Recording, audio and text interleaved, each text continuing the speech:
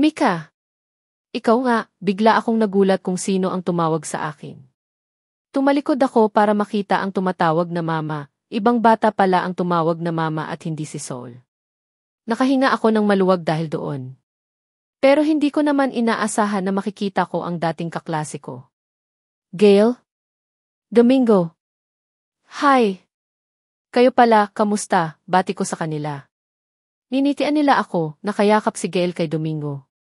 So, sila ang nagkatuluyan? I'm happy for them.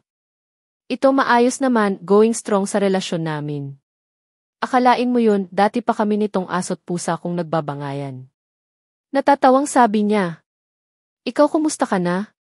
Matagal ka na bang nandito sa Cebu? Nandito ba nakatira ang asawa mo? Sunod-sunod na tanong ni Gail. Matagal na rin na dito kami nakatira dahil nandito ang mga magulang ko. Kaya nandito rin ako, ani ko. Alam kong hinihintay nila ang isang sagot ko. Pangit naman siguro na sabihin ko na wala akong anak. Yun, single mom kayo, hindi niyo dala si baby niyo ngayon? Date niyong dalawa, sabi ko kahit nahihiya akong tanungin sila sa mga bagay na yan. Nope, actually hindi pa kami nabibiyaan ng anak pero we're working naman na sana balang araw ay magkakaroon na, ani ni Gail. Ninisyan ko sila pareho. Okay lang yan, darating din ang panahon na magkaroon din kayo, pero sa ngayon, enjoy nyo muna ang bawat isa kasi kapag magkababi na kayo, marami ng responsibilidad, saad ko. Kaya nga sinabi ko nga kay Domingo na maghanap na lang siya pero ayaw niya talaga. Ang swerte ko nga ano. Ngiting sabi niya. Super, nahala, magkita na lang tayo very soon, baka may pupuntahan ka pa. Dahil sa sinabi niya ay agad akong tumango dahil totoo. Ayoko pang ipakilala sa kanila ang anak ko hanggat maaari, dahil inilayo ko siya sa mga taong hindi siya tanggap. Sige, ingat kayo. Domingo, please take good care sa ating kaklase. Okay, saad ko at nag-thumbs ito sa akin. No problem Mika, see you around then. Let's go baby. Sa bahay daw ni Carlos tayo ngayon kakain. Bye Mika, pareho kaming kumaway sa isa't isa habang papalayo. Nasa escalator na sila pababa kaya ako naman ay papunta sa itaas. Nagmamadali ang kilos ko para makauwi na kami. Ayokong magkita sila sa araw na ito. Dahil nga sa sinabi ko na ayokong malaman niya ang tungkol sa baby ko dahil baka mamaya kukunin niya ito sa akin. Magkakamatayan muna kami bago niya makuha ang para sa akin. Ang baby soul ko. Pagkarating sa Timezon ay agad kong nakita si Kimmy. Tinapik ko ang balikat niya para malaman niya na nasa harapan niya ako. Nag-sign language ako kung nasaan sila at itinuro na nasa pinakadulo silang tatlo at naglalaro ng basketball. Nilapitan namin ni Kimmy ang mga boys at napapangiti na lang ako na makita ang anak ko na nakikisali rin sa basketball kahit hindi naman abot ng bola ang ring. Mama, nakita ako ng anak ko kaya inalalayan ito ni Tuko na bumaba. Pumatong na kasi ito sa kung saan ang mga bola o machine. Uwi na tayo anak. Okay lang ba sayo? Nakita ko sa mga mata niya na ayaw pa pero. Hayaan mo muna Mika, nag-enjoy sa paglalaro, sad ni Jackson. Nilapit ko ang mukha ko sa may tenga niya para marinig niya ako. Nandito siya. Ha? Sino? Pinandilatan ko siya ng mga mata. Alam kong naiintindihan niya ako. Really? Pinagtagpo yata kayo ng tadhana may kaela. Ano nalaman na ba niya na nandito siya? Tanong ni Tuko. Umiling ako.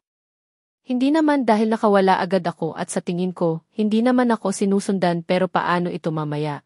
Kinakabahan na ako. Calm down, okay.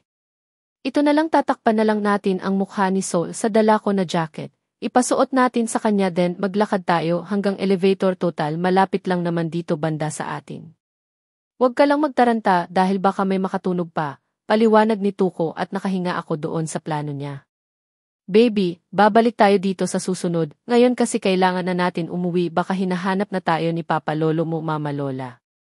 Kailangan mo ring matulog ng maaga ngayon, sabi ko sa malambing na boses. Okay po mama, thank God at pumayag naman ang baby ko. Hindi na ako mahihirapan ito. Kinarga siya ni Tuko at nauna na silang umalis habang nakatabon ang mukha ng anak ko ng malaking hoodie ng kaibigan. Mga 15 minutes ay saka pa kami sumunod. Let's go, niyaya ko na ang kapatid ko na kambal. Nagtataka man sila na pinauna ko na sina Tuko, pero mas maganda itong mga plano namin. Kilala ni Ignacio ang mga kapatid ko, kung isa sa kanila, kasama si Tuko. Mas mamumukhaan niya ito at baka may masabi ang mga kapatid ko to. Nasabi ko naman sa kanila na wala silang sasabihin tungkol kay Saul. Nawala bigla ang kaba ko nang makarating kami sa parking area. Pagkarating namin sa sasakyan ni Tuko, kaya nakahinga ako ng maluwag. Pagkapasok agad namin ay nakita ko ang anak ko na natutulog na sa likuran. Kaya tinabihan agad sila ng mga kapatid ko. Binalingan ko si Tuko at ninisian, "Salamat Tuko, ang laki ng naitulong mo sa akin ngayon," ani ko sa kanya. "Huwag kang magpasalamat kasi kanina nagkasabay kami sa elevator papunta dito sa parking area." "Ano, akala ko okay na, kinabahan na naman ako." "Huwag kang mag-alala, hindi niya nakita si Saul. Nakatulog ang anak mo sa bisig ko habang nag-uusap kami," anya. Sinimulan niya ng ay manyobra ang sasakyan. Hindi ba siya nagtanong? Hindi naman direkta na nagtanong. Sinabi lang na natutulog yata ang anak mo. Kaya ayon hindi ko na tinama ang sinabi niya dahil sa alam kong ayaw mo pang ipaalam. Tinanguan ko lang. O diba, ang talino ng kaibigan mo Michaela. Wala pa akong asawa o girlfriend man lang ay nagkaroon na ako ng anak, ngiting sabi niya. Inirapan ko siya. Mag-asawa ka na kasi, sabi ko. Wala pa nga akong napupusuan pero darating tayo dyan, huwag kang mag-alala, anya. Bahala ka, anyway, maraming salamat sa'yo dahil hindi ko talaga alam ang gagawin ko kanina lalo at nakita ko siya sa elevator, nakasabay ko rin sa pag-akyat. Kaya dali-dali akong lumabas pagkabukas, mabuti na lang at hindi niya ako sinundan, sabi ko. Kaya mo yan, ikaw pa ba? Sa ngayon bahay school muna ang anak mo at wag na munang ipasyal, saka na kapag gusto niya talaga. Tumango ako, mabuti na lang at may kaibigan akong magaling mag-isip. Kakausapin ka raw mamaya ng manager Mika. Puntahan mo na lang mamaya sa kanyang opisina. Ninisyan ko si Claire at nagpasalamat. May pasok na kami ngayon sa mall at ito minsan ang daming nag-grocery, minsan mamayang hapon o gabi na maraming mamimili. Out ako ng 3:00 ng hapon at kakausapin pa ako ni Miss Santiago. Bakit kaya? May nagawa ba akong kasalanan? It said, iba ka namang mag-isip Mika. Pwede naman nakamustahin ka lang kaya, ready mo na ang reports mo mamaya. Malapit na ang birthday ng anak mo Mika, anong plano mo? Tanong ni Yana sa akin. Alam ng mga kaibigan ko ang tungkol kay Saul at alam nila na ako lang at ang mga magulang ko ang nakagisnan niya. Ang akala nga nila dati na si Tuko ang tatay ng anak ko. Pero yon pareho naming deni-deni dahil totoo naman na hindi siya. Mabuti na lang at hindi na sila nagtanong kung nasaan ang ama niya, pero yun nga lang habang lumalaki ang anak ko kahawig niya ang tatay niya. Halos lahat nakuha sa kanya. Paano na lang kung naging binata na talaga ang anak ko? Sa bahay lang yan na total wala naman silang pasok, pero before ng birthday niya sa Sabado ay magpapakain ako sa school nila ng Friday dahil for sure ang iba hindi na makakapunta sa bahay dahil malayo, sabi ko. Wow naman, bongga naman pala ang birthday ni Baby Saul 2 beses may handaan, pupunta kami ha, kasama ko ang iba kong pamangkin sa inyo para na rin makapaglaro sila na kaedaran ng anak mo Mika, namimiss na nga nila ang bahay nyo anya. Sige ba, no problem. Matutuwa yan si Saul dahil marami na naman siyang friends na pupunta sa bahay. Ang hilig maglaro ng anak ko.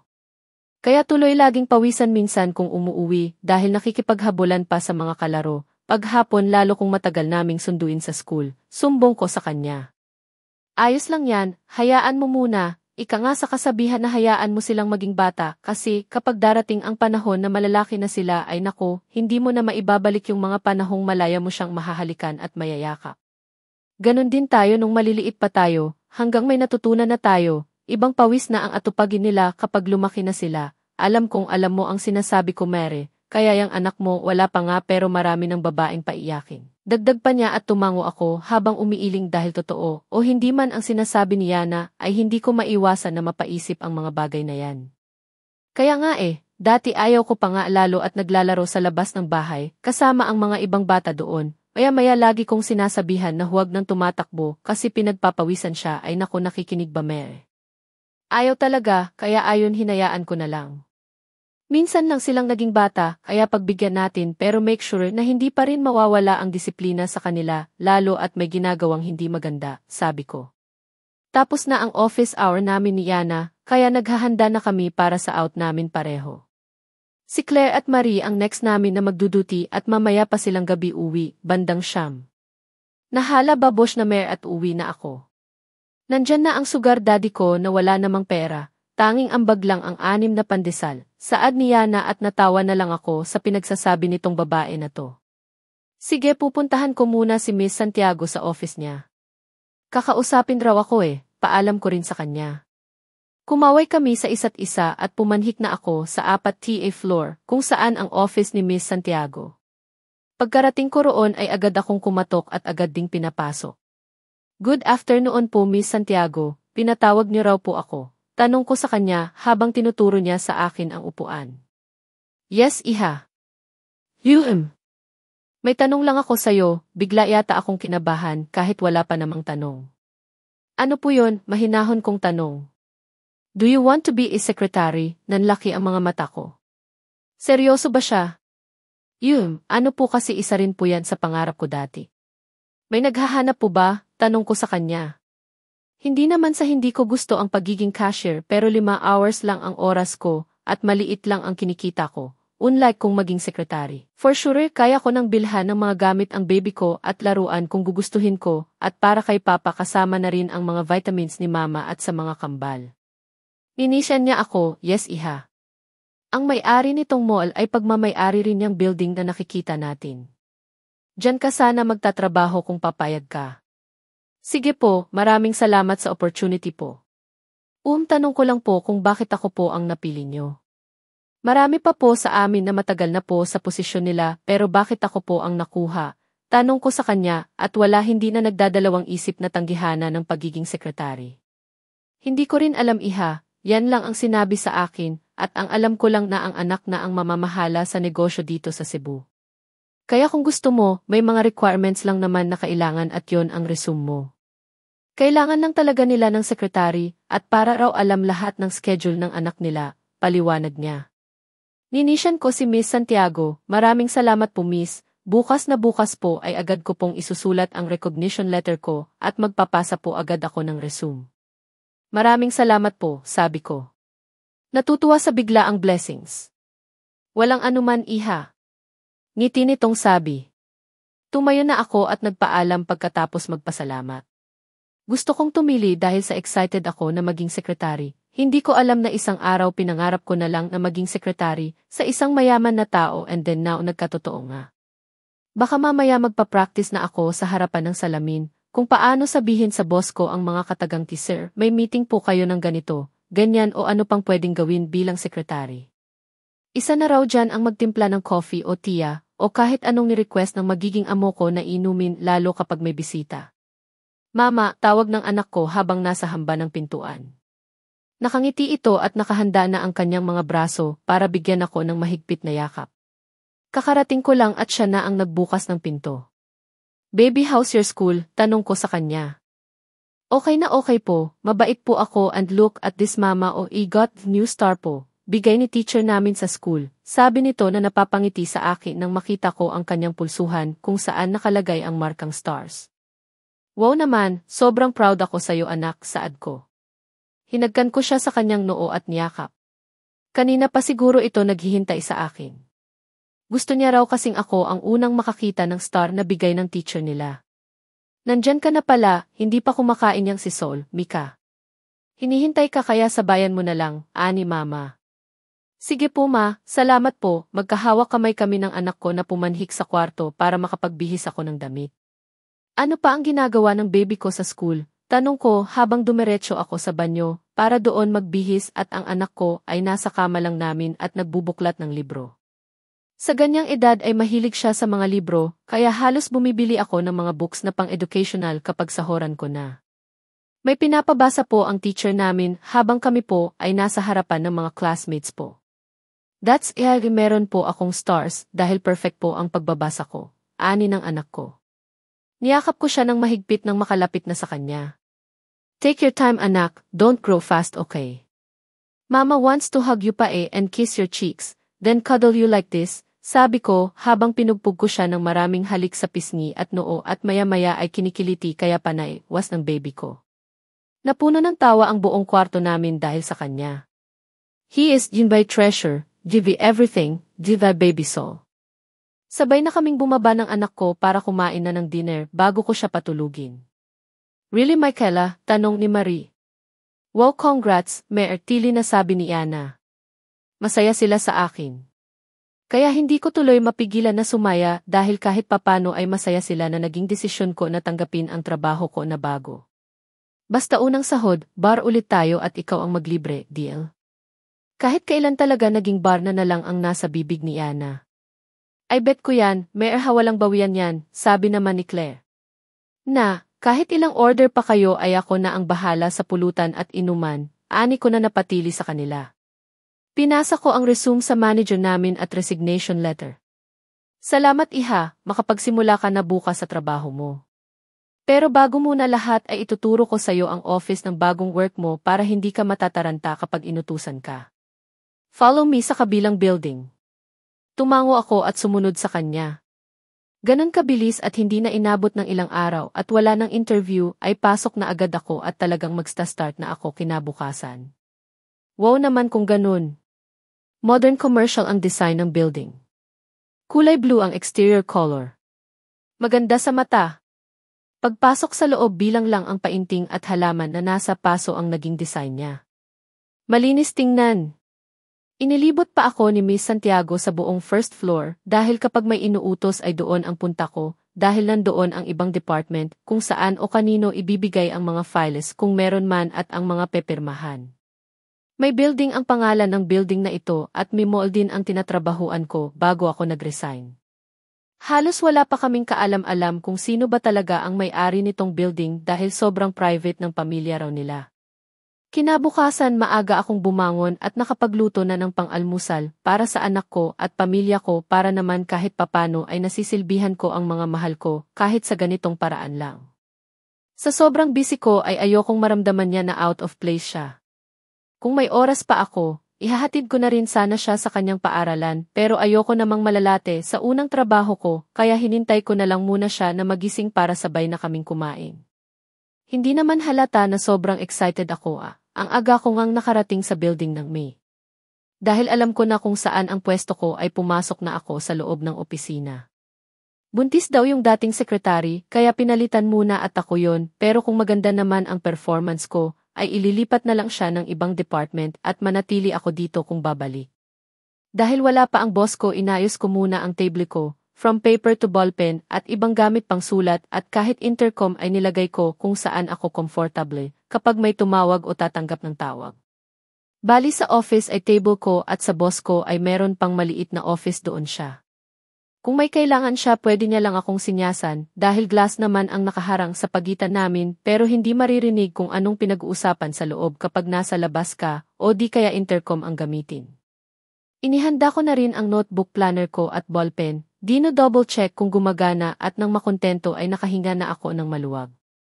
Lampas 8:00 na ay wala pa ring boss na dumating, anong klaseng may-ari ng building tapos late dumating sa opisina. Pati utak ko naiinis na dahil wala akong ginagawa, malinis na rin kasin lahat. Kung pwede lang matulog ay ginawa ko na lalo at malamig ang buong office dahil sa aircon. Bigla na lang bumukas ang pintuan. Napatayo ako bigla at handa nang batiin kung sino man ang boss ko. Anong sabi? Pero, di ba sabi ko na huwag na lang maghanap ng sekretary ko? Agad niyang pinutol ang tawag habang nakasunod si Miss Santiago. Kunot noo itong nakatingin sa gawi ko na pareho yata kami ng reaksyon.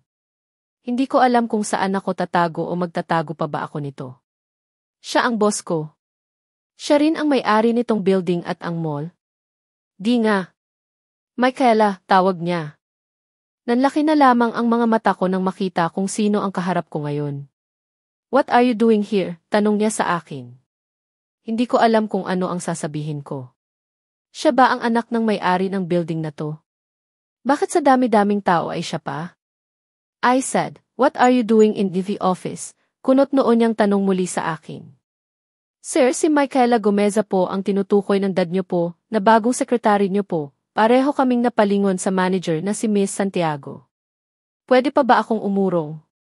Pero, ano ba itong pinasukan ko? I'll talk to Dad, excuse me, paalam niya sa malamig na boses at pumasok na siya sa kanyang office.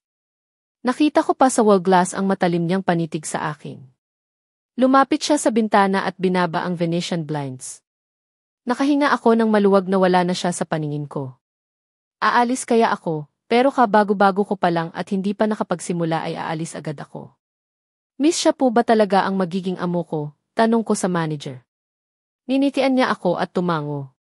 Yes, Miss Gomeza, ganyan talaga yan minsan, masungit, but don't worry, hindi naman agad siya nagagalit kapag ginawa mo ng tama ang trabaho mo, anya. Kahit sabihin niya ang mga bagay na ganyan ay hindi ko pa rin maiwasan na kabahan, lalo at magkasama kami sa iisang room ng kanyang opisina. Dahil ba na may nakaraan kaming dalawa kaya ako kinakabahan ngayon, maybe iyan ang isa sa mga dahilan. Kaibahan pa ay wala man lang akong kasama dito kundi ako lang. Boring siya kung tutuusin unless siguro kung busy ka sa trabaho. Tinawag ni Miss Baltimore ang manager, kaya pumasok siya sa loob at ako na lang talaga ang naiwan dito. Bumalik ako sa aking upuan at naghintay kung anong hatol para sa akin. Kung ayaw niya sa akin and then mas mabuti. Siya na ang bahala na bumali sa contract ko. Unless wala akong babayaran sa danyos. Pangit naman siguro na magre-resign agad ako. Anong idadahilan ko sa mga magulang at kaibigan ko? Nakilala ko ang boss ko at may nakaraan kami. Na ayoko dito dahil baka magkita sila ng anak ko. God, hindi ko na alam ang gagawin ko. Bakit ba kasi private ang impormasyon ng mga pamilyang ito? Kaya tuloy ganito ang sitwasyon ko. Nakakainis. Ano kaya ang magiging reaksyon ni Tuko kung malaman niya ito, pagtawanan talaga ako ng loko na yon. Bumukas ang pintuan at iniluwa ang manager. Ngumiti siya akin, dahil first time mo dito, ito muna ang mga papeles ang asikasuhin mo, paki-file na lang ito sa C.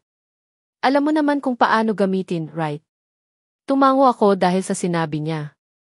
Nagpaalam na siya sa akin at ito na naman ako nag-iisa. Napalingon ako sa opisina ng boss ko. Hindi pa rin binalik sa pagbukas ang blinds sa office niya. Ano gusto mo, Mika? Makita ka niya? Tapos kung makita mo siya na nakatingin sa gawi mo ay akala mo, hindi ka mababalisa sa pinapa-assign sa'yo ng manager dahil nawawala ka na at hindi ka na makaka-focus dahil nandyan siya. Mabuti na lang talaga na may office pa siya kasi kung wala at nasa harapan ko lamang siya nagtatrabaho ay hindi ko na alam ang gagawin ko. Pero wait, bakit naman ako matatakot sa kanya? Nandito ako para magtrabaho para sa anak ko. Wala na akong pakialam sa kanya. Matagal na kaming wala kaya bakit ako pa ngayon ang matataranta? I'll make sure lang na hindi sila magkikita ng anak ko dahil kapag nangyari yan hindi ko na alam ang gagawin ko. Binaliwala ko na kilala ko ang tao na nasa loob ng office na ito at tinuon ko ang ginagawa ko sa project na binigay ng manager sa akin dahil siguro ito ang utos ng boss niya na ipagagawa sa akin. Iba itong ginagawa ko kaysa sa pagiging cashier, lalo at panay upo ko ngayon kaysa laging nakatayo. Hindi ko alam kung saan ang mas gusto ko sa dalawa, ang mahabang oras sa pag-upo o pagtayo. Ayos lang yan, Mika, ang mahalaga ay parehong kumikita kahit anong ginagawa mo na posisyon sa pagtatrabaho. Let's go, narinig kong sabi niya. Sinilip ko lang siya na papuntang pinto at agad binalik ang mata sa ginagawa. I said let's go, hindi mo ba ako narinig? Inangat ko ang ulo ko para makita siya at tinuro ang sarili ko. Ako po ba ang kausap niyo? Tanong ko sa kanya na mas nagalit yata sa tanong ko. Luminga siya sa kanyang opisina. Bakit may nakita ka pa bang tao bukod sa ating dalawa? Balik tanong niya. Abay malay ko. Akala ko kasi may kausap siya sa cellphone niya. Pero hindi pa ako tapos sa ginagawa ko sir, saad ko at hindi pa rin tumayo para sumunod sa kanya. Sir ha, malamig niyang sabi. Lumabas siya at galit na sinarado ang pintuan, iniwan akong mag-isa sa loob. Problema ng lalaking iyon? Nakita niya naman na may ginagawa ako Sandali lang, wag mong sabihin na kapag umalis siya ay kailangan ring umalis ako baka akala niya ba na may gagawin ako sa opisina niya kapag wala siya. E di tingnan niya sa kiki kung totoo ang nasa isip niya. Inikot ko ang paningin ko kung meron bang kikis pero wala naman akong nakita. E di magpakabit siya, simple. Binalikan ko ang ginagawa ko, nasa 30 pages na ako at malapit ko na talaga siyang matapos. Maya-maya ay may narinig akong kumakatok, Tingnan mo bumalik nga siya, dahil hindi yata mapakali na nasa loob ako ng opisina niya, at may ginagawang hindi niya gusto. Pero bakit kailangan niya pang kumatok, wala ba siyang susi? Dahil patuloy pa rin sa kakatok ang nasa labas ng opisina, ay tumayo na ako at para pagbuksan siya. Hello ma'am, ikaw po ba si Miss Gomeza po? Tanong ni Manong na may bitbit na hindi ko lang alam kung ano. Opo, ako po, sagot ko sa kanya. Pinapabigay daw po sa inyo ma'am. Sabi niya at bigla akong nalito dahil sa may inabot siya na supot na may box. Ano po ito kuya? Para kanino po, tanong ko dahil nalilito na. Ay hindi niyo po ba alam? Food delivery po ako. Tapos para daw po yan sa inyo, nakalagay naman po ang name niyo dito sa receipt kung kanino po ay deliver at iabot. Anya. Ha? Pero hindi po ako nag-order nito kuya at sa kapaayon sa nakikita ko ay parang mahal ito. Baka nagkamali lang po kayo, ibabalik ko na sana ang nasa kamay ko na pinigilan ako ni kuya at dumistan siya. Hindi po ma'am, para po talaga yan sa inyo at wag po kayong mag-alala, bayad na po yan lahat, kakainin niyo na lang po, saad niya na nakangiti. Pero kuya, sino po ang nagpapadeliver sa akin ito? Ay sorry ma'am, ayaw niya pong ipasabi. Napapailing na lang ako dahil kanina pa kami ni kuya rito. Dahil nga sabi niya na para ito sa akin ay kinuha ko na lang ito at nagpasalamat kay kuya. Hindi ko pa ito binuksan at nakatutok lang ako ng ilang minuto sa supot na nasa ibabaw ng table ko. Sa akin daw ito kaya hindi pwede na ibigay ko sa boss ko. Sino bang nagpadala nito sa akin? Si Miss Santiago ba? Wow naman kung ganun, may pa-free food pala ang company na ito. Pasalamatan ko siya mamaya kapag nakasalubong ko siya. Wait, anong oras na ba? Kaya naman pala dahil pasado 12:00 na para mananghalian. Dahil sa busy ako kanina, kaya hindi ko naramdaman na tanghalian na pala. Nag-enjoy kasi ako sa ginagawa ko kaya ngayon na amoy ko na ang ulam na nasa loob pa lang ng supot ay natatakam na ako. Binuksan ko ito at napanganga na lang ako dahil mukha siyang masarap pero hindi ko lang alam kung anong mga tawag dito. Mabuti na lang at may pangalan sa gilid ng styrofoam. Beef stick with smashed potato. Hala walang kanin? Ang isa kasi na staro ang nakalagay ay mga prutas na mix at ang isa naman ay cheesecake. Sosyal naman ang mga ito. Buong buhay ko hindi pa ako nakakakain ito.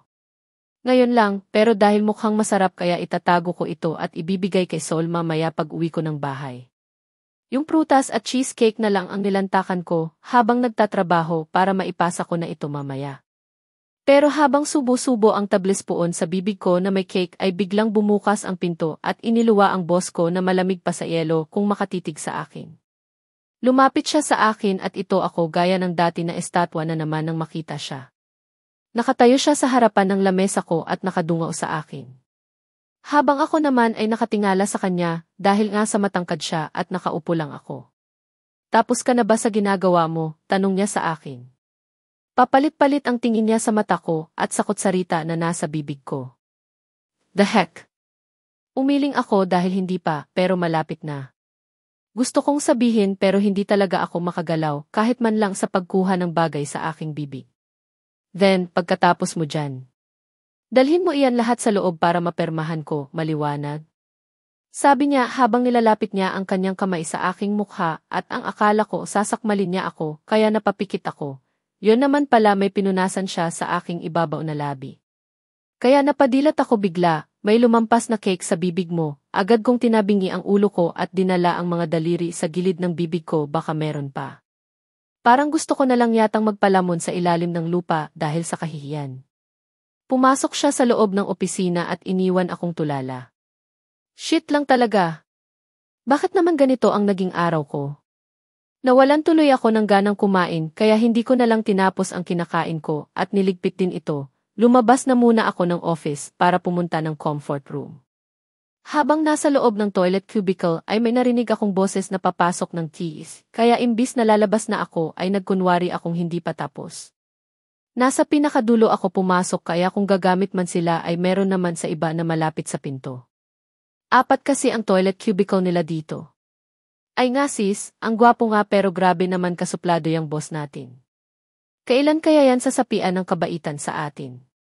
Siya na nga lang ang pumalit sa tatay niya akala ko pa naman madali na natin kaso hindi pala tayo bagay, lagi tayong tinatablahan ng kanyang kasungitan, narinig ko na sabi ng isa. Ay nga, ilang babae na kaya ang pinaiyak ng boss natin, sabi naman ng isa. Ay ewan ko na lang, bahala na kung paiyakin niya ako, basta sa kama lang dapat. Anong masa sa inyo mga sis? Wika naman ng isa. Hindi ko alam kung paano ko tatakpan itong tenga ko sa mga narinig. Bakit ganyan sila kung makapagsalita sa mga boss nila? Sino namang amo ang tinutukoy kaya nila? Si Ignacio kaya? O baka ibang departamento ang tinutukoy nila na boss, sana lang dahil kung siya ay. Wait, anong pakialam ko kung nakipaglandian siya sa iba at magkagusto? Wala na kaming dalawa, matagal na at kaunti na lang ay hihilom na ang mga sugat dulot ng kahapon na nagdaan namin. Kaya bakit feeling epektado pa ako? Nakaalis na sila sa kapalang ako nakalabas ng toilet. Nagmamadali na akong nagtungo sa opisina at baka masermonan pa ako. Pagbalik ko sa table area ko ay nagulat ako sa patong-patong na papeles na naroon. Hala, anong gagawin ko dito? Bulong ko sa sarili ko. Napalingon ako sa pagbukas ng pinto at nakita si Ignacio na matalim na naman nakatitig sa akin. Lagi na lang talagang ganyan siya makatitig sa akin. Parang ahas na handang manuklaw. Where have you been? Tanong niya. Comfort room lang po boss, tingnan mo kunot noo pa ring nakatingin sa akin. Tapusin mo yan hanggang kaya mong tapusin, then send me an email for an FCHUA proposal. Anya at iniwan akong tulala sa mga papel na narito. Hala, dapat 6 sales pa lang ay nasa bahay na ako niyan. Paano ito? Bahala na, ganito ba talaga ang trabaho ng mga sekretary? Gosh, hindi pa naman yata ako mababaliw nito. Binaling ko ang tingin sa opisina ni Ignacio at hindi ko man lang namalaya na nakaangat na pala ang blind curtain. Nakaupo sa silya niya habang may binabasa, kung katulad pa ito dati na kapag nakikita ko siya ay dinodrawing ko na agad kung ano ang ginagawa niya sa mga oras na ito ay ginawa ko na rin sana ngayon, pero hindi na siya special. Puro galit ang nasa puso ko pero kahit anong gawin ko ay hindi ko kayang magalit sa kanya ng lubusan, lalo at nakikita ko pa lang siya ay mukha na ng anak ko ang nakikita ko. Hay nako, bakit ba kasi sila magkamukha? Lugi naman ako na ako ang kasama niya sa tiyan ko ng 9 na buwan tapos mukha lang ng lalaking iyon ang maging kahawig niya. Cannot be. Sinimulan ko na ang pinapagawa niya para naman kahit papano ay may matapos akong ilang pajesman lang bago umuwi. Ngunit wala pa nga ako sa kalahati ay pagod na ang mga mata ko sa kakatutok sa screen ng computer tapos ang binabasa ko na letra ay maliliit pa. Bahala na, gawin ko na lang sa abot ng makakaya ko. Kaysa naman wala akong mapasa ngayon na report. Sabi naman niya na hanggat saan ang kaya mong tapusin, o di ba kaya kailangan ko ng umpisahan. May pumasok na 3 lalaki sa opisina niya, kaya ito nagtitimpla ako ng kape para sa kanila. Pagkatapos kong magtimpla ay pumasok na ako ulit sa office. Nilapag ko sa maliit na table kung saan sila nakaupo sa couch ang kanilang mga kape. Tinanggap mo ang isang proposal na dito lang gagawin na project sa Cebu, pero yung sa Cagayan ay ayaw mo, iba ka rin bossing. Ano ba ang meron sa Cebu na ito na agad kang pumayag sa contract ni Daffodilon, tapos yung sa akin ay ayaw mo? Rinig ko na sabi ng lalaki naka-office suit din, alam kong nakatingin sila sa bawat kilos ko, kaya dinadasal ko talagang hindi tumapon ang kape dahil nakakahiya kapag nangyari. Baka wala na akong mukha para humarap pa sa kanila. Laking pasalamat ko na wala namang nangyari. Nakatayo ako sa bandang likuran nila dahil baka may ipapautos pa pero, yung may gogomeza, rinig ko. Hindi ko na hinintay na ulitin niya pa kaya lumabas na ako habang patuloy pa rin sila sa pag-uusap. Anong pangalan niya bro? Narinig ko pa bago sinarado ang pinto. Bumalik ako sa lamesa at ipinagpatuloy ang mga gagawin ko. Mabuti na lang at binalik pagbaba ang blind curtain at hindi ako mailang na may mga pares na mga mata na nakatitig sa akin. Mag-1 oras na siguro na nasa loob pa ang mga bisita at hindi pa nakalabas. Para saan kaya ang pinag-usapan nila? Biglang tumunog ang cellphone ko na nasa bag ko nakalagay, nilabas ko ito para makita kung sino ang tumawag. Si Tuko. Pinindot ko ang green button para sagutin ang tawag niya. Hello Tiki, kamusta? Papunta na naman ako sa bahay nyo, magdadala ako ng mga prutas na pinitas namin ng kasamahan ko sa bahay sa farm ng amo ko, at sabi niya na ipamigay ko raw kaya ito, bungad ni Tuko sa kabilang linya. Ang swerte ko talaga sa kaibigan na ito, naiisip niya agad kami. Sige ba, maraming salamat. Anong oras ka ba uwi? Susunduin ka namin ng anak mo, anya at bigla naman akong kinabahan dahil baka totohanin ni Tuko. Hindi pwede. Wag mo na akong puntahan dito, ako na ang uwi mag-isa mamaya, magtataksi lang ako kaya chill ka lang dyan. Saan ka ba ngayon banda? Si baby na lang ang sunduin mo at umuwi na kayo agad para makapagpalit na ng damit ang palalove ko. Ani ko kay Tuko na ngayon natatawa sa kabilang linya. Ay sayang, ito na nga nasa tapat na ako ng paaralan ng mga bata at sinusundo ko na sila, nakampante ako dahil sa sinabi ni Tuko. Alam niya kasi na sa ganitong araw ay hanggang 3:00 lang ang klase ng anak ko. Maraming salamat Tuko, wag na baka mamaya kung pupunta pa kayo dito ay mababangot lang ang mga bata. Isa pa may tinatapos lang ako ngayon, sabi ko sa kanya. Ano? Nagkita na ba kayo ng amo mo? Mabait ba siya at maayos ang pakikitungo niya sa'yo? Sunod-sunod na tanong niya. Basta, mamaya ko na ikikwento sa'yo Tuko kapag nasa bahay. Hey Tito Gwapo, narinig na sigaw ng anak ko. Hi handsome, get in. May gustong makipag-usap sa inyo sa cellphone. Talaga po, si Mama, tili ng anak ko ang narinig. Hey Mama, I miss you po, pinigilan ko na maging emotional lalo at nandito pa ako sa opisina, masaklap pa sa building pa talaga ng kanyang ama. Hi baby. Mama misses you too. How are you and school? Tanong ko sa anak ko. Narinig ko na sinimula ng pinaandar ni Tuko ang sasakyan. Meron ulit akong star Mama, ipakita ko po sa inyo mamaya then school is okay. Hindi naman po ako pasaway at lagi po akong good, saad nito. Gosh, gusto ko na talagang umuwi para makayakap ko na ang anak ko, kahit kasama ko naman siya kagabi at kaninang breakfast, ay gusto na ulit siyang makasama. Alright. See you tonight baby.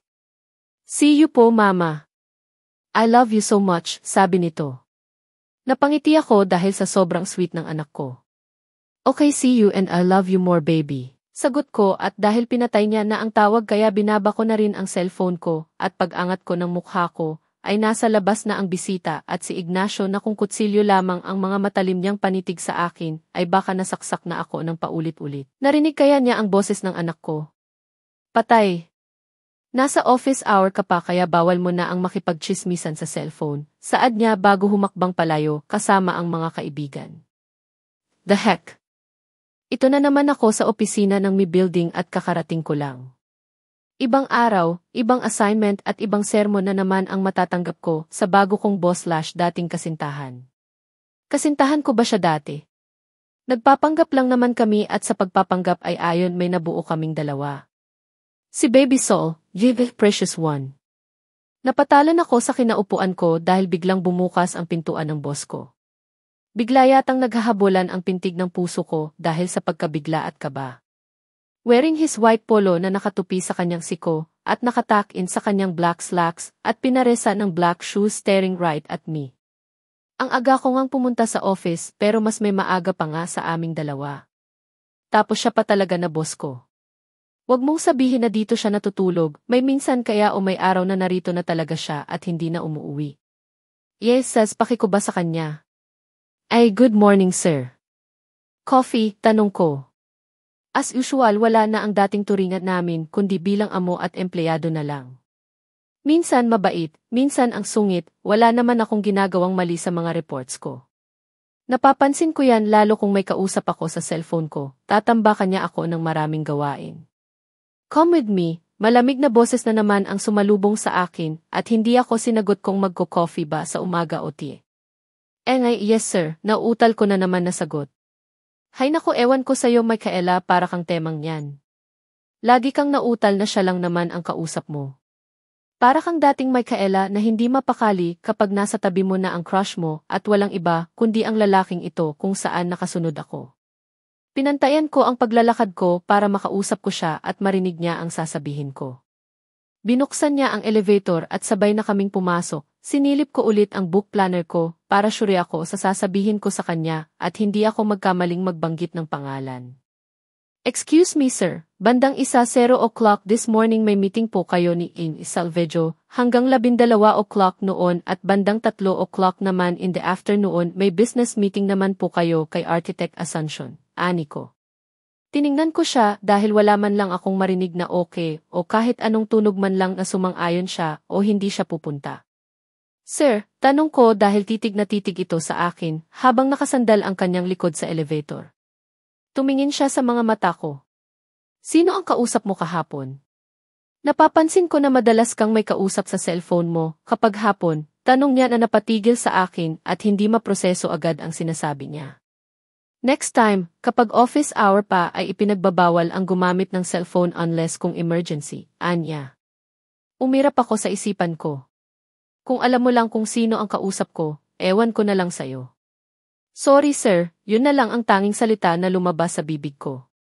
Ayoko nang palakihin pa kung ano man ang tumatakbo sa isipan niya. Nakalabas na kami ng elevator at pinauna ko na siyang maglakad at nakabuntot lang ako sa kanya dahil sa bilis niya na parang nagmamadali. Binuksan kami ng guard sa may lobby at diretso lang siya sa paglalakad. May hinahabol yata ito na schedule, siguro importante ang meeting niya mamaya. Pero teka, saan ba kami nito pupunta? Nasagot rin ang katanungan ko na pumasok siya sa mamahaling restaurant. Again. Dito na naman, hindi ba siya nagsasawa na parating nandito kumakain? Dati kumakain naman siya sa may isawan Iba na talaga ang nagagawa ng bilyonaryo. Umupo na kami pagpasok at agad dinawag niya ang waiter. What is your order? Tanong niya habang pumipili rin sa book menu. Diyos ko 3 kainan ko na ang mga itong presyo.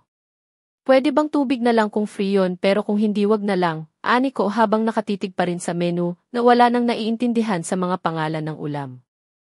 What? Kasi nakakain na kasi ako kanina bago umalis kaya medyo busog pa ako, sagot ko. Eddie, take out mo na lang at saka mo pakainin mamaya, lalo at may meeting ako at basta, masungit niya nasabi. Umirap ulit ako sa isipan ko knowing na hindi ko talaga alam kung anong palusot ang gagawin ko. Ang mahal kasi kaya naiinis ako. Pero pwede rin naman pala, iuwi ko na lang mamaya sa bahay total baka mamayang tanghalian ay may magbibigay na naman sa akin na ulam sa hindi ko pa kilala kung sino ang nagpapadeliver. Pero sana naman mamaya ay may rice na, lagi kasing walang rice kapag may nagde-deliver. Ano sa tingin niya sa akin? American? Italian? Na hindi na kailangan ng rice? Pambihira. Minsan pa naman ang sarap ng ulam na binigay sa akin tapos kailangan ng rice kaya imbis na nasasarapan ako sa kinakain ay naiiyak na lang ako sa frustration na walang rice, minsan tinatamad na akong bumili sa labas. Minsan naman nakalimutan kong magdala lalo kung nagmamadali ako sa pagpasok. Hindi ka talaga kakain? Tanong niya habang nagsimula ng kumain. Hindi na, umiti ako na umiling sa kanya kahit hindi naman niya ako tinatapunan ng tingin. Ngumuso ako, what cold billionaire? TSI, thank you dito sa kape, sabi ko habang dino-double check ko ang planner, baka may nakaligtaan ako ngayong araw o sa susunod na schedules, baka may naisingit palang schedule niya. Isa pa, ayokong nakatingin lang sa kanya habang kumakain dahil baka bigla akong gutumin at mapakain na lang talaga ako.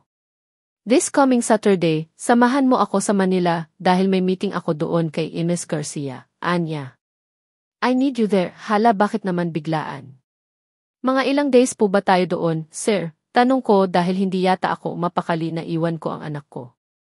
Nasanay yun na nasa tabi niya ako kapag matutulog. 3 days and 2 nights, sagot niya. Sige tirsay ko po, wika ko. Anong pihisay ko po?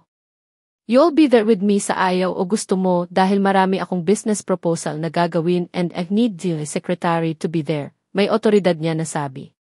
Hindi ko alam kung ilang pang-irap na ba ang ginawa ko sa araw na ito dahil lang sa lalaking kasama ko ngayon na daig pa ang leon kung magalit. Okay, no choice na sana maintindihan ng anak ko. The fuck, sa dami-dami niyong pinapadala, dyan pa talaga sa 2 na ayaw ko. Baka mangamoy yan sa bag ko at sa eroplano. Malilintikan kayo sa akin, mura ni Ignacio sa kanila. So, si Shemaya ang nakatuluyan niya. Kasal na siguro sila at doon siya sa Manila nakadestino habang ang asawa niya ay nasa Cebu. Nakaramdam ako na parang pinipiga ang puso ko, hindi para sa akin kundi para sa anak ko. Baby soul, kontento ka naman sa akin anak di ba? Kapag darating ang panahon na hahanapin mo siya sa akin ay sasabihin ko sa'yo kung sino siya pero sorry lang na hindi na minsan maging kumpleto ang inaasa mo na pamilya kapiling ang tunay mo na ama, sana kontento ka na sa amin anak ko. Nag-excuse ako at para pumunta ng comfort room. Di ba girlfriend mo iyon dati? Narinig ko bago ko sinarado ang pinto. Hindi ko na sinilip sa loob at diretso na akong lumabas para makahinga naman ako ng maluwag. Pagbalik ko sa table ay nakatingin ako sa gawin ng opisina. Hindi ko makikita kung nasa loob pa sila dahil nakababa na naman ang blinds. Umupo ako sa swivel chair ko at sinilip na lang ang mga email sa laptop at baka meron palang pinadala ang mga clients. Pagsapit ng hapon ay umalis na ako para makauwi. Anong oras? Huwag lang tayong magpagabi ha dahil wala si Jackson. Umuwi ng probinsya, kaya yun noon naman wala akong driver. Sabi ko sa mga kaibigan ko na nagkakayayaan na magbabar na naman mamaya.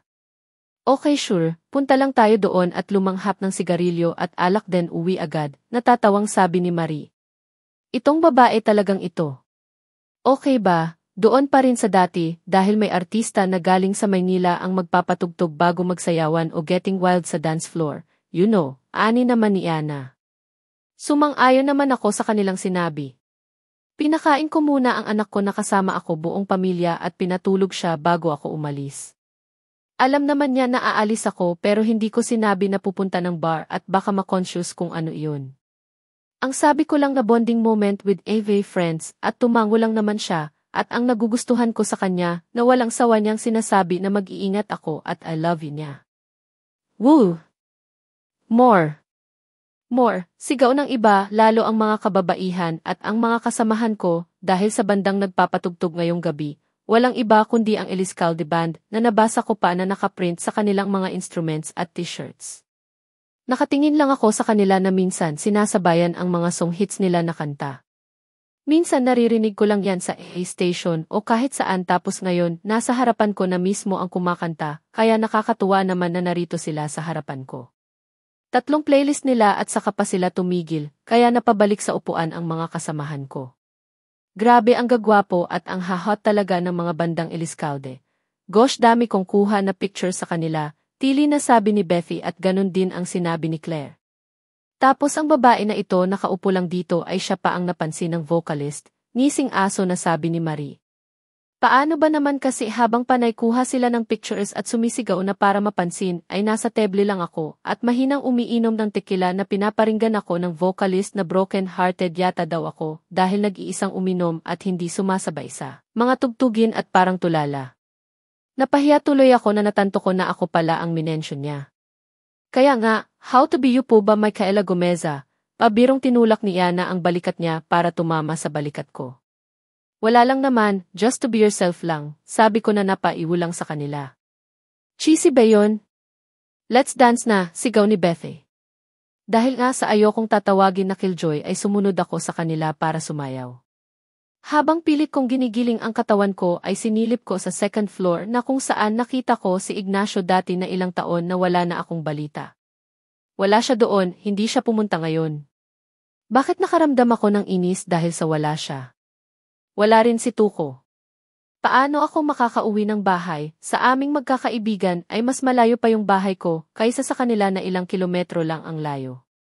Nakakahiya naman na magpahatid pa ako kay Dino na tahimik lang sa tabi ng upuan. Di bale, magtataksi na lang ako at kailangan iwasan ko ng uminom ng alak baka mamaya hindi kami magkaintindihan ng driver kung saan niya ako ida-drop off. Nag-uusap kapag nasa couch na kaming mga kaibigan din. Kapag nakaipon na ng energy, ay balik naman agad kami sa dance floor hanggang mapagod. Meron din spin a bottle na nalalaman itong barkada at ang laging taya ay si Claire.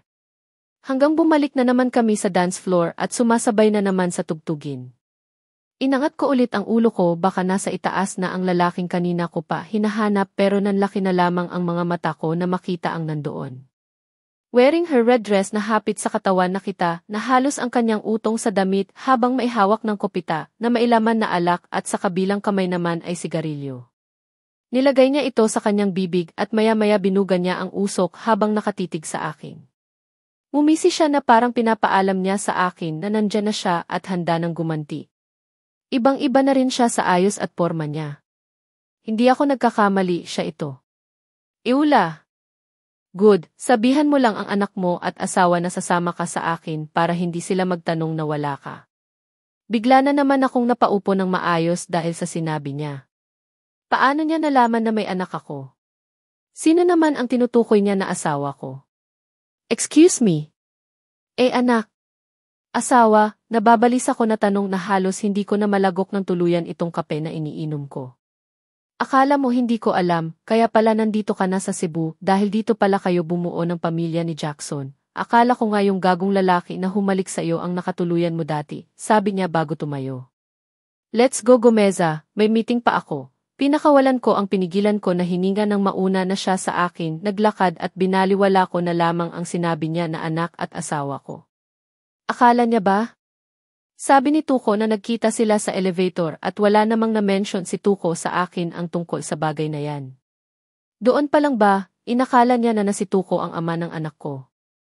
The heck? Sinundan ko siya hanggang makarating kami sa opisina niya. Kinuha niya lang ang gamit at coat niya sa loob at umalis na wala man lang paalam na aalis na siya.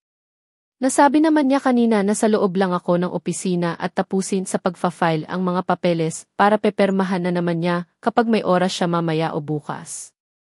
Binalingan ko ang opisina niya na nakabukas ang blind. Tahimik dahil walang tao. Wala naman siya kaya para maaliw ako at hindi malungkot dahil ako na lang mag-isa sa opisina, kaya binuksan ko ang sa aking cellphone at sinet sa radio station na gusto ko at hinayaan na maingay sa loob dahil sa tugtog at boses ko na. Sinasabayan ang pagkanta kahit sentonado. Lalabas lang ako kapag pupunta ng tea o di kaya magtimpla ng kape. Walang pasok bukas kasi Sabado kaya naisipan na naman namin ng mga kaibigan ko na magbar. Kapag wala ng pasok ang mga bata ay magbabakasyon kami, kung gusto ng mga bata. Pero kung walang plano ay mas mabuti at sa bahay na lang manatili. Nakahanda na rin ang darating na birthday ni Sol, kaya super excited ako na mabigyan ko na naman siya ng regalo.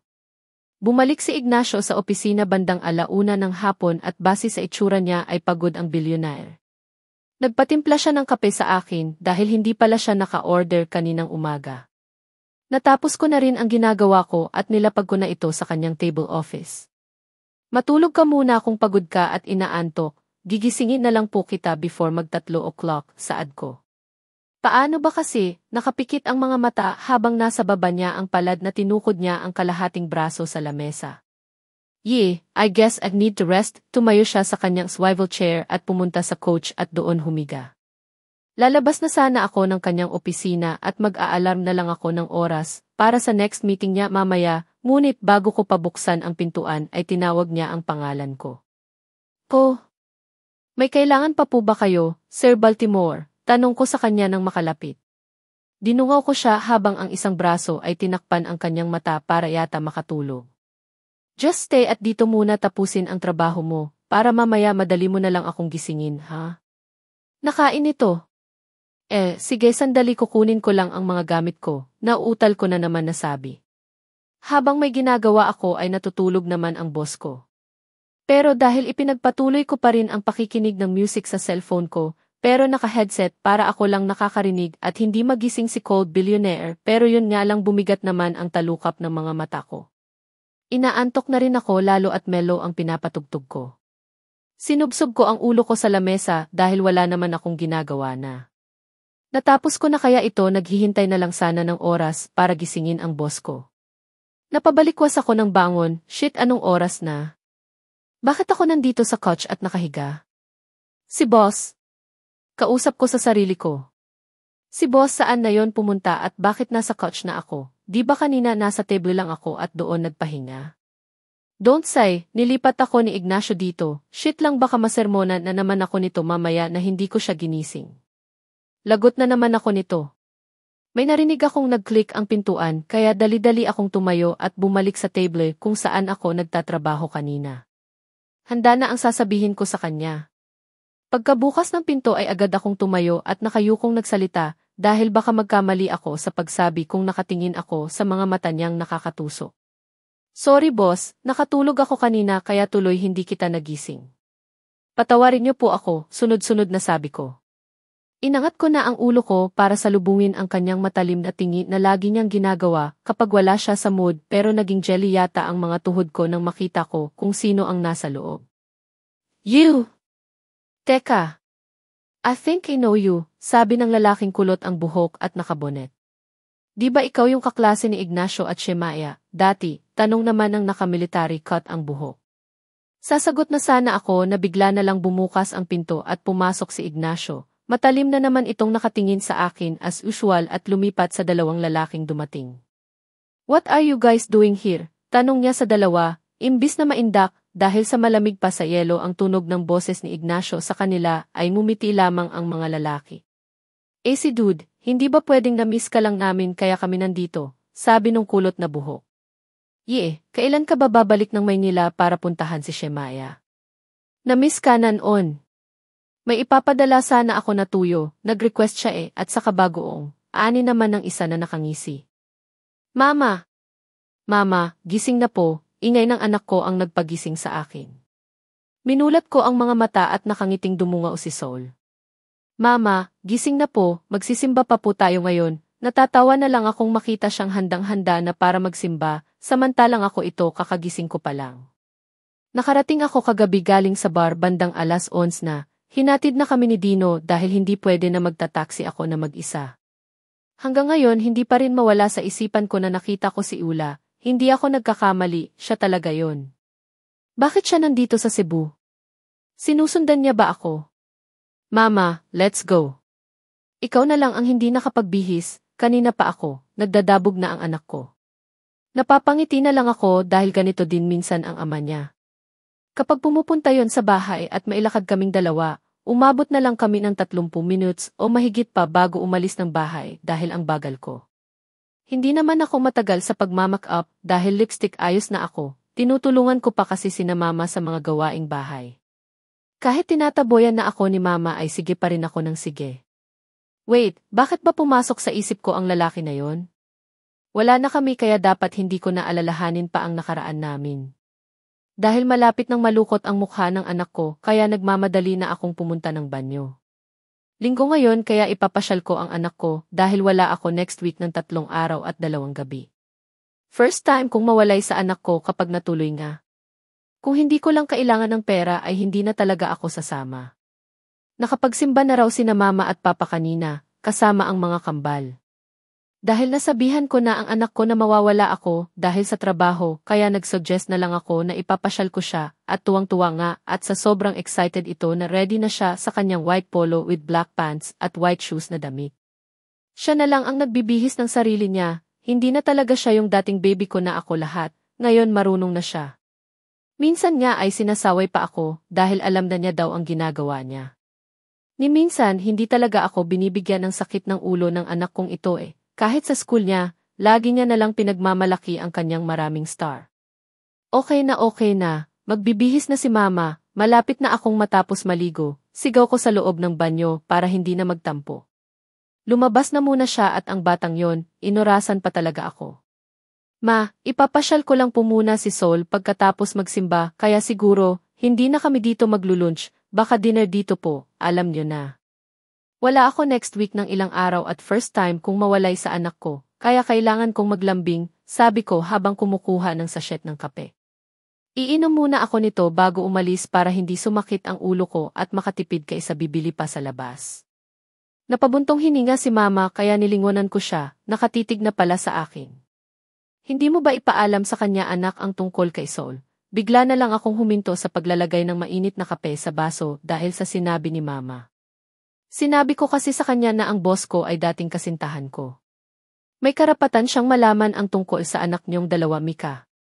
Lumalaki na si Sol, alam kong maraming katanungan sa isipan niya, lalo na at nag-aaral na ang bata, pero ang maganda lang sa kanya ay kanya kinukulit. Sa tingin mo na ayos lang sa kanya pero hindi anak, matalino ang anak mo. Alam niya ang nangyayari sa paligid niya, sabi ng mama ko. "Mama, kaya mo yan anak, itanong mo rin kung bakit niya ginawa ang bagay na yon," anya habang hinahaplos ang aking balikat. "Hindi ko pa kaya ma, paano kung may gagawin siya sa anak ko? Paano kung ayaw niyang maniwala na anak niya si Sol, kasi diba? Siya ang dahilan ma kung bakit kamuntikan akong makunan, siya ang dahilan kung bakit lagi akong balisa na akala ko kapag makakita ako ng tao pulis ay hulihin nila ako dahil sa ginawa ko sa babaeng iyon. Simula nung nangyari sa akin at medyo gumaling na ako, ay sinabi ko na sa kanilang dalawa ni Papa ang nangyari sa akin 6 years ago. Hindi madali na sa isang iglap, yung taong alam ang ibang pangarap ko ay siya rin ang taong sumira. Nagising ako at agad minulat ang mga mata, hindi ito ang bahay namin. Bakit nandito ako? Teka, bakit nakagapos ang mga kamay ko ngayon? Anong nangyayari? Pinilit ko ang sarili ko na makawala sa pagkakagapos, banda na yata ito o tela lang ang ginawang pantali sa kamay ko. Teka, si Ignacio. Bago ako nawalan ng malay ay nakita ko pa siya sa hindi kalayuan. Pumayag siya na makipag-usap sa akin pero bakit narito ako at bakit niya ako iniwan sa malamig na sahig, gawa ng bambuo. Nasa maliit ako na kubo kung saan dito kami pumupunta ni Ignacio kapag wala kaming maisip na pupuntahan pero bakit nagawa niya sa akin ito? Anong plano niya? Ignacio. Ignacio, tawag ko at nagbabaka sakali na balikan niya ako. Ignacio, tulong. Nasaan ka? Sigaw ko pa rin sa pangalan niya. Maya-maya may bumukas na pinto. Inangat ko ang tingin ko at hindi si Ignacio ang bumungad sa akin. Sino ka? Tanong ko dahil hindi ko masyadong maasinag ang mukha niya dahil ang buwan lang ang tanging ilaw ko. Hindi sinagot ang tanong ko kundi tumawa lang ito. Boses babae. Ang tanga mo naman, Michaela, remember me? Pilit kong tinititigan siya kung sino ang babaeng nasa harapan ko. Namatanto kung sino ito ay bigla akong natakot. Bakit siya nandito? Bakit ako nagkaganito? Anong nangyari sa kanya? Hindi na siya ang Iula na nakilala ko dati na parang reyna ng campus sa school na halos lahat ng estudyante ay takot sa kanya. Anong kailangan mo sa akin? Bakit ikaw ang nandito? Nasaan si Ignacio? Sunod-sunod na tanong ko. Pilit pa ring tinatanggal ang nakagapos sa aking mga kamay na nasa likod. Iba ang pakiramdam ko dito sa babaeng ito. Isa pa, baka hahanapin ako ng mga magulang ko kapag nalaman nila na wala ako ngayon sa bahay ng ganitong oras. Umupo siya sa may silya na plastik doon habang nakatitig sa akin, nakangisi, si Ignacio, well siya lang naman ang nagsabi sa akin kung saan ka hahanapin. Pinaubaya kanya sa akin, saad niya. No, hindi ako naniniwala, sigaw ko sa pagmumukha niya pero isang malakas na sampal ang natanggap ko. Really? Oh wait. Ito conversation namin, sa tingin ko naman ay maniniwala ka na nito, may pinakita siya sa akin sa cellphone. From, Ignacio papunta na ng dalampasigan, abangan mo na lang. Ikaw na ang bahala sa kanya. Babasahin ko pa sana pero pinatay niya na agad ang cellphone niya at nilagay sa kanyang bulsa. Naniwala ka na? Ignacio, bakit? Bakit ginawa mo ito sa akin? Gusto lang naman kitang makausap, wala akong kasalanan. Bakit ang bilis mong manghusga sa pagkatao ko? Binalingan ko si Iula, matalim ang mga matang napatingin ako sa kanya. Anong kailangan mo sa akin? Wala akong ginagawang masama sa'yo. Wala, malakas itong tumawa. Akala mo lang yun, Mika, bakit?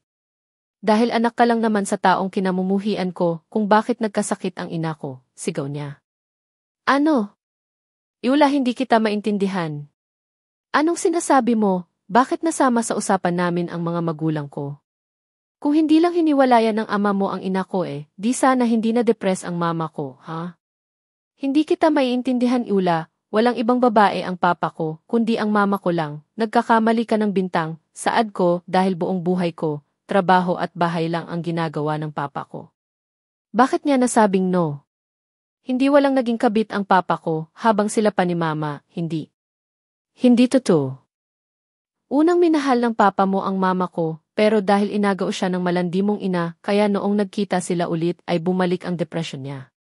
Nagmamakaawa ang mama ko na magkabalikan sila, pero ayaw ng papa mo, galit na sabi niya. Lumabas na ang mga ugat sa kanyang liig, habang sinasabi niya ang mga bagay na yan.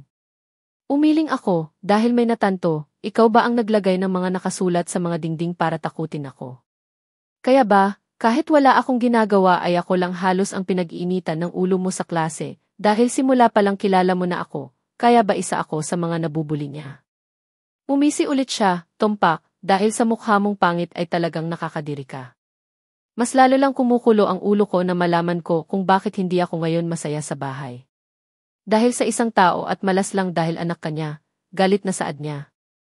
Iula, hahayaan mo lang ba na mapunta sa mali ang lahat? Bakit hinayaan mo na magkaganyan ang mama mo? Hindi ba pwede na alagaan mo na lang siya? Hindi ka ba naawa sa papa mo na binaliwala mo na lang para lang mapunta sa maling tao ang mama mo? Mahinahon kong sabi sa kanya.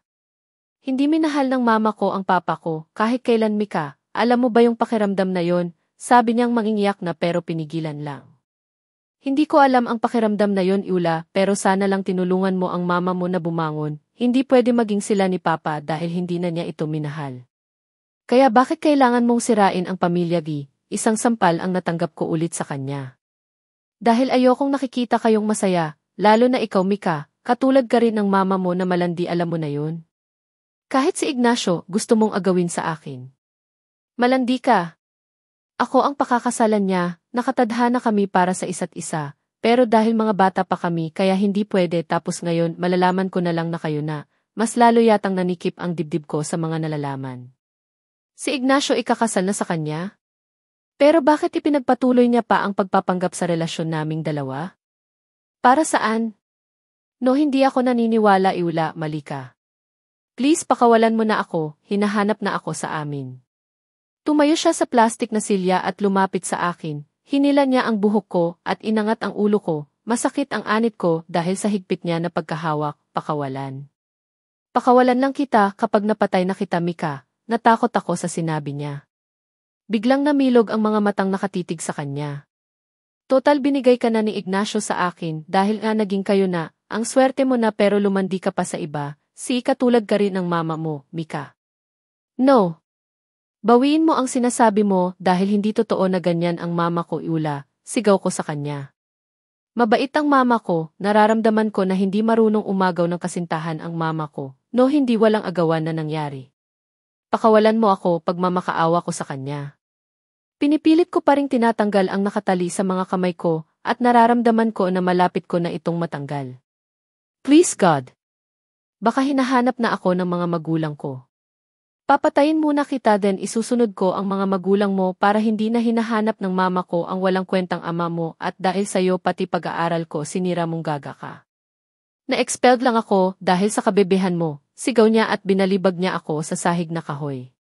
Hindi agad ako nakagalaw dahil bigla akong nahilo, natamaan ang noo ko sa silya na inuupuan niya kanina bago ako nasubsob sa sahig. Please, Iula, nagmamakaawa ako, naluluhang sabi ko sa kanya. Para siyang sinapian ng masamang espiritu. Bakit siya ganito, nanlisik ang mga matang nakatingin sa akin. Gagawin kong miserable ang buhay niyo, Mika. Dahil nandito ka na naman, mas madali sa akin na gawin ang gusto ko. No, hindi ito si Ula. Ibang-iba na talaga siya ngayon. Hindi kaya totoo ang sinabi ng ibang estudyante na nakikita daw nila si Ula na kasama ang mga adik na lalaki. Hindi kaya, hindi maari. Kailangan gumawa ako ng paraan. Pinilit kong makaupo, bumalik sa pag-upo sa silya si Ula habang naninigarilyo, maya-maya may kinuha siyang cellphone sa bulsa at kutsilyo. No. Hindi maari, hindi pa ako handang mamatay at lalo na sa mga kamay ni Ula. Pinilit ko pa ring tanggalin ang nakatali. Alam kong magkakaroon ito ng pasa ang pulso ko, pero wala na akong pakialam. Kailangan iligtas ko ang sarili ko at baka mapahamak pa ang mga mahal ko sa buhay. Wala akong kalaban-laban kay Ula dahil may kaya ang pamilya niya. Kaya niyang baliktarin ang pangyayari. Malaking pasasalamat ko na natanggal ko ng tuluyan ang pagkatali sa akin. Busy si Ula sa pakikipag-usap sa cellphone niya at wala siyang kaalam-alam na malaya na ako. Sure, Ignacio, ako ang bahala sa kanya. Bakit? Bakit, Ignacio? Bakit kailangan mong gawin ito sa akin?